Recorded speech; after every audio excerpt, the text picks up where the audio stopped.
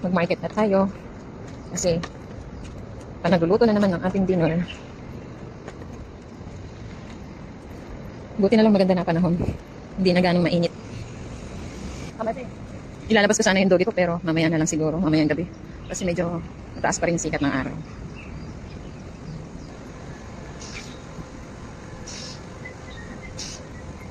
Ganda naman ng panahon. Ito si Nana yung sinasabi ko sa inyo masipag. Pukot na siya, ganyan na talaga siya. Ayan, mga basura yung mga inano yung mga karton, yung mga papakinabangan ko. Dito na tayo sa market.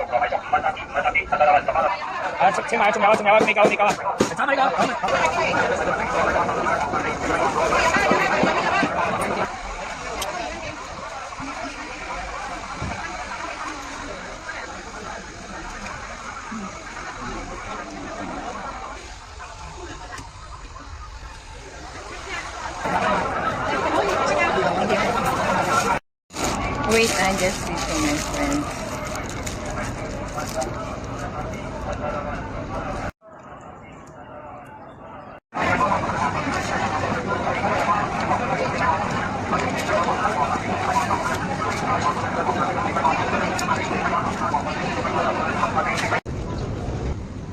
Pauwi na tayo.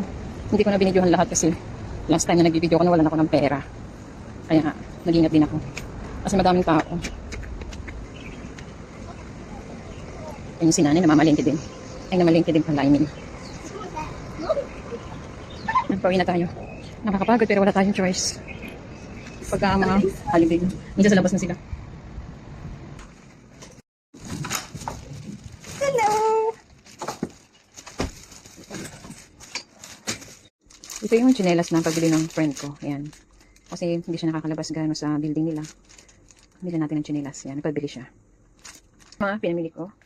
Grapes, of course, para sa akin. Ito, pabili ni Amo na okra, carrots, gulay, chicken wings, karne, beans, patatas, na ang ating onion spring. Let's do the preparation. Let's start cooking. We're preparing our dinner. Kaya ngayon, iayos na natin ito kasi mag-prepare na tayo ng dinner. Ngayon kasi ay bakasyon ng mga alaga ko kaya hindi natin kailangan magluto ng maaga. Kaya kahit late daw sila kumain ay okay lang kasi natutulog sila halos 2 AM na. Kaya pagdating ng midnight, gutom sila. Kaya okay lang daw kahit kumain kami ng 8 o'clock or 9. Ayusin natin ito. Nung bumili nga pala ako nito ng pang-mix ko sa aking luto. Siyempre bumili ako kahit isang pirasong sardinas. Dito. Meron akong gulay doon.